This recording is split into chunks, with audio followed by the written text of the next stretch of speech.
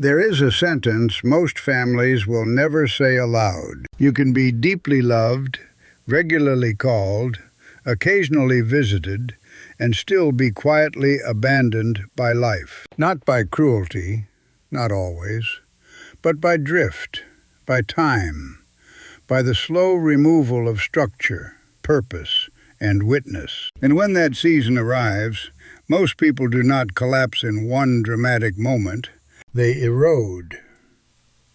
A little later in the morning, a little longer in the chair, a little less reason to get dressed, a little less reason to answer the phone. Then one day, the silence in the room is no longer peaceful. It has become your ruler. Look, people speak endlessly about retirement accounts, blood pressure, supplements, and property titles. Very few speak about the architecture of solitude, and that is a serious omission. Because loneliness, in its most dangerous form, is not merely the absence of company. It is the collapse of inner civilization. It happens when three pillars weaken at once: routine, means, and self-companionship. Most people notice the pain only at the end. They do not study the mechanism at the beginning. And history, as always, is merciless with those who refuse to study mechanism. Empires do not vanish in one night. They decay in habits first. So do men. So do women. So do households. I have watched this pattern repeat through families, neighborhoods, and entire generations. The names change. The century changes. The machinery does not. You may think loneliness belongs to people who were abandoned. That is the myth. Loneliness often belongs to people who handed away too many internal responsibilities, then discovered too late that no one could carry them forever. And that is what we must examine carefully, not sentimentally, carefully. Because if you understand these three pillars, you do not merely endure age better. You preserve command. You preserve dignity. You preserve the ability to remain a full human being when applause, deadlines, and noisy company have all gone home. I am not here to sell you a heroic fantasy. History cured me of that illusion long ago. I am here to offer something sturdier. A lantern, a map, a warning etched into stone. The first pillar is routine. And yes, that sounds almost insultingly simple. It is not. Routine is one of those humble forces people mock in youth, then beg for in later life. Because routine is not repetition for its own sake. It is scaffolding.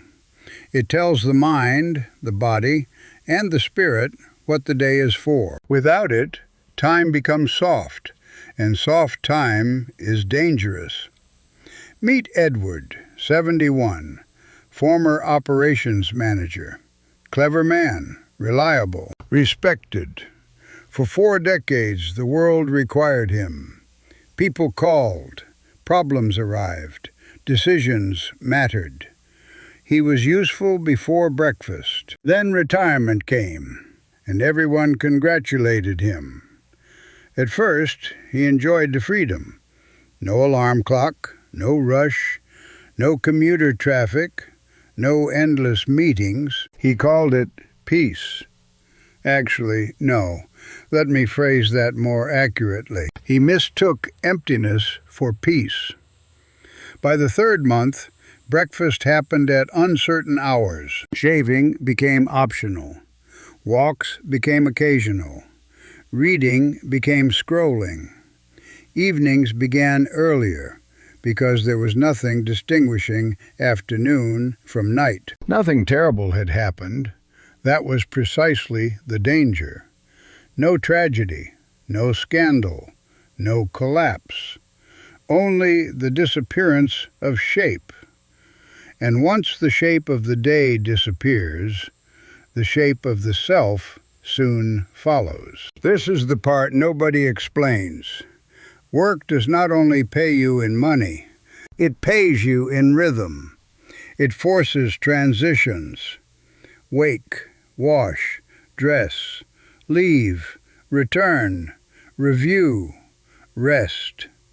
These are not trivial motions. They are civilizing rituals. Remove them suddenly, and many people discover that their so-called freedom behaves more like fog. There is a reason monasteries used bells. There is a reason armies used drills. There is a reason craftsmen kept benches, ledgers, and opening hours. Discipline, repeated gently, protects the mind from diffusion. And diffusion is one of loneliness's favorite entry points. Because when days lose edges, thoughts become swollen. Regrets return. Old embarrassments return. Anxiety multiplies in unstructured hours. A lonely afternoon can feel twice as long as a busy one. An empty week can feel like evidence against your own value. Look, the body also learns from routine. When you rise at similar hours, move at similar hours, eat with some order, and expect the day to ask something of you, biology cooperates. When nothing is expected, biology begins negotiating downward. Less movement, less focus, poorer sleep, lower mood. Then people say, I must be getting old. Sometimes that is true, but often the deeper truth is harsher. They are not merely aging, they are becoming formless, and formlessness invites despair. I once knew a widower who kept one promise to himself after his wife died. He would leave the house before the clock struck 9. He did not always know where he was going. Sometimes a library, sometimes a market, sometimes a slow walk past the river. But he understood a principle ancient people knew well. If you do not appoint the day will appoint your decline. Routine is not a prison. It is a shield, a very quiet shield. And yes, there is a cruel irony here. The more intelligent a person is, the easier it becomes to rationalize disorder. You call it spontaneity. You call it flexibility. You call it earned rest. Meanwhile, your days become indistinguishable. Then your weeks vanish. Then your mind begins whispering that you have already become irrelevant. That whisper is a liar, but it grows loud in unstructured lives. So the first pillar is plain but not small. Build a repeatable day. Protect mornings. Anchor movement. Give each afternoon an assignment.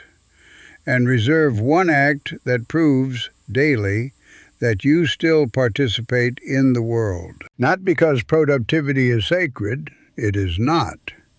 Because form protects identity. And identity protects against loneliness far better than entertainment ever will. Now we arrive at the second pillar, money. And notice, I did not say luxury. I did not say status. I did not say abundance. I said money, with enough sobriety to mean one thing: choice. People become sentimental and foolish around this subject. They say, I do not need much. Perhaps not, but dependence is expensive in ways no invoice records. Meet Helen, 68, 2 children, generous to a fault. For years, she helped everyone. A rent shortfall here, a car repair there, tuition support, holiday rescue, emergency transfer. Each decision looked loving in isolation, and perhaps some of them were. But love without boundaries often arrives in old age, wearing the uniform of humiliation. By the time her health became uncertain, Helen had little reserve. Not poverty in the theatrical sense. No, something more common. Insufficient margin. That is the phrase worth remembering. Insufficient margin. Enough to survive, not enough to choose. And without choice, loneliness becomes heavier, because dependence changes the emotional temperature of every relationship around you. You hesitate before asking for help. You stay silent when treatment, housing, travel, or assistance becomes difficult. You accept arrangements that injure your dignity because refusing them would cost too much. You begin shrinking your needs, then your preferences, then your voice. This is not only financial pressure, it is spiritual compression, and it makes people lonelier, even in occupied homes. Because when your shelter depends on someone else's mood, you are not entirely at rest. When your medicines depend on someone else's patience, you are not entirely free. When every inconvenience makes you feel like a burden, you begin editing yourself out of your own life. This is how loneliness enters through the wallet. Quietly, respectably, with receipts. By the way, I am not praising wealth for its own vanity. History has shown us many rich fools. Money cannot teach courage. It cannot teach tenderness. It cannot repair a barren soul. But in later life, modest financial independence does something profoundly important. It buys refusal. You can refuse bad arrangements. You can refuse manipulative kindness. You can refuse the slow indignities people endure when they have nowhere else to stand. And that refusal protects personhood. There is a reason old households guarded reserves so carefully. A jar hidden, a ledger balanced, a drawer untouched except for necessity. They were not always paranoid. Often they were wise. They knew that uncertainty visits every generation, only in different clothes. War, illness, inflation, widowhood, family fracture, market panic, job loss, care expenses. The event changes. Human vulnerability does not. And here is another truth few enjoy hearing. Children are not retirement plans. Friends are not permanent insurance. Institutions are not warm.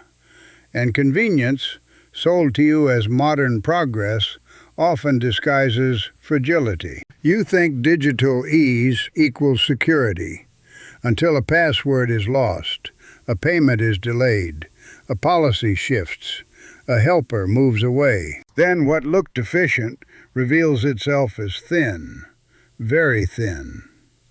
So the second pillar is not greed. It is preserved agency. It is the ability to say calmly, no, that arrangement does not suit me. It is the ability to remain generous without becoming depleted. It is the ability to ask for help by choice, not by collapse. And yes, there is a moral dimension here. Many people impoverish their future selves to remain admired in the present. They pay for everyone's comfort, then mortgage their own dignity. That bargain is praised for years, until the bill arrives. Look, keep this distinction clear. Being useful to others is noble. Becoming consumable to others is dangerous.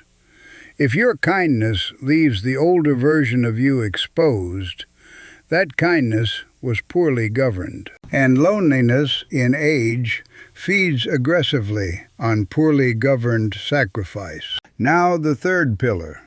This one is the deepest, also the least discussed. Your relationship with yourself.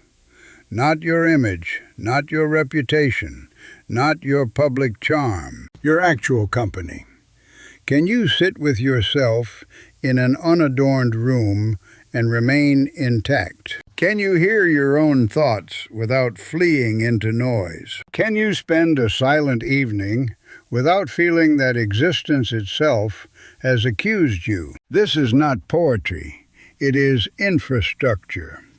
Because the harshest loneliness does not begin when other people leave. It begins when, in their absence, you discover you are a stranger to yourself. Many people build lives entirely around witnesses, a spouse to confirm them, a profession to define them, children to need them, friends to distract them. Again, none of these are bad. They are beautiful, often. But if all self-recognition is outsourced, then solitude becomes terrifying. Not quiet, terrifying. Because when the room empties, there is no internal host. Only noise, only unease, only unfinished business. I saw this after bereavement more than once. One person grieved, wept, rebuilt some daily form, and slowly found a livable rhythm. Another person, equally loved, equally supported, disintegrated. Why the difference? The second person had never cultivated private ground, no conversation with the self, no inward honesty, no habits that existed without applause. They had lived surrounded but never accompanied. That distinction matters enormously. And yes, this pillar can be painful, because self-companionship requires truth. It asks what you avoided, what you performed, what you tolerated, whom you blamed, what regrets you rehearsed so often that they became furniture. Most people prefer distraction. Who can blame them? Self-examination is not immediately pleasant. Actually, it can be brutal. But untreated inner life behaves like a sealed room. At first it seems stable. Then the air goes stale. Then every hour spent there becomes harder. And later, when life inevitably narrows, you are forced into that room without preparation. That is when loneliness becomes almost unbearable. Not because nobody called, because you do not know how to inhabit your own mind with mercy and order. One older man told me, after his second year alone, the worst part was not dinner. It was meeting myself every night. A devastating sentence, also an honest one. So, what does this pillar require? Not vanity, not endless self-analysis. It requires an inner practice. Reading that enlarges you. Writing that clarifies you. Prayer, perhaps. Reflection, certainly. A walk without headphones. An hour without screens. A willingness to ask, what remains of me when function disappears? That question frightens people because they sense its seriousness. Yet it is one of the most protective questions you can ask before life asks it for you. Modern culture trains dependence on stimulation, constant chatter, constant updates, constant external validation. Silence now feels punitive to many people. That alone should concern us.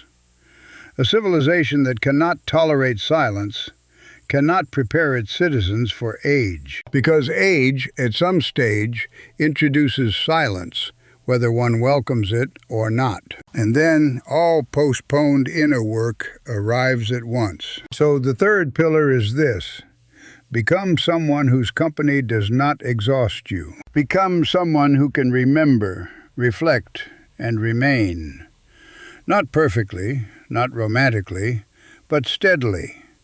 Because the final companion you are guaranteed to meet, repeatedly, is yourself. If that relationship is hostile, Every other loss feels larger. If that relationship is grounded, even grief has somewhere to sit. Now consider what happens when all three pillars weaken together. No routine, no margin, no self-companionship.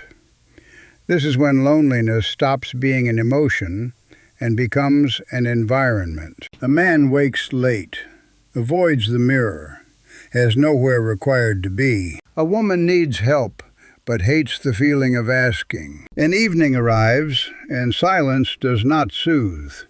It accuses. Days blur. Choices shrink. Thoughts darken. The world grows smaller, not always because reality changed, but because internal supports failed at once. This is why some people feel lonely in crowded cities, in marriages, in family homes, even at public dinners. The issue is not merely social volume. It is structural weakness. And structure, unlike mood, can be built. Slowly, quietly, deliberately. That is the hopeful part. Not easy, hopeful. If I were to make this practical, I would begin with 3 modest restorations. First, repair the frame of the day. Wake at an honorable hour. Dress fully. Leave the house with intention. Give the afternoon a task. Protect the evening from shapeless drift. Second, strengthen margin. Review what leaves your hands. Reduce performances disguised as generosity. Preserve enough reserve that future decisions remain yours. Third, begin the inward apprenticeship. Sit in silence longer than is comfortable. Write what you avoid. Read something older than the headlines. Learn whether your own mind can become a place of order. None of this is glamorous. That is why it works. The world sells drama because drama is visible. But survival, dignity, and depth are usually built in plain rooms, through ordinary repetitions, guarded resources, and private honesty. History confirms this with embarrassing consistency. Civilizations endure through discipline. Households endure through reserves. Souls endure through examined interior life. Modern people want the fruit without the roots. Then they are shocked when the season turns. So let us speak plainly. Love matters. Family matters. Friendship matters profoundly. But none of them can permanently replace the work of building a life that still stands when attendance fluctuates. That is the mature task. Not becoming invulnerable, becoming inhabitable. To others, yes, but first to yourself. One day, every life grows quieter. That is not tragedy by itself. Sometimes it is even beautiful. The tragedy is arriving at that quieter season with no inner furniture, no daily shape, and no room to move. Then solitude feels like a sentence. Yet when these pillars are tended, solitude changes character. It is still sober, still real, sometimes still painful. But it is no longer empty. It has rhythm. It has options. It has witness, your witness. And that, in an age addicted to distraction, is no small thing. Modern noise is temporary. Ancient laws are not. The person who prepares only for income, and not for inward stability, prepares badly. The person who prepares only for companionship, and not for self-companionship, prepares badly. The person who prepares only for comfort and not for structure prepares badly. But the one who tends all 3 pillars acquires something the world rarely understands. Quiet strength, the kind that does not beg to be seen, the kind that survives closed doors, canceled plans, altered families, and long evenings. The kind that can sit by a window, hear the hour pass, and remain whole. Remember this: loneliness is not only about who leaves, it is about what remains when they do. And the remains can be bleak, or they can be ordered. That choice, more than most people admit, begins long before the house grows silent. Modern life will not teach you this. It profits from your distraction. But history will. It always does. Your task is not to fear the quieter years. Your task is to furnish them before they arrive. Routine for the hours, means for the choices, self-companionship for the soul. 3 pillars. Neglect them, and loneliness becomes your landlord. Build them, and even in solitude, you still belong to your own life. In an age of noise, that is dignity. In an age of drift, that is resistance. And in any age worth surviving, that is wisdom.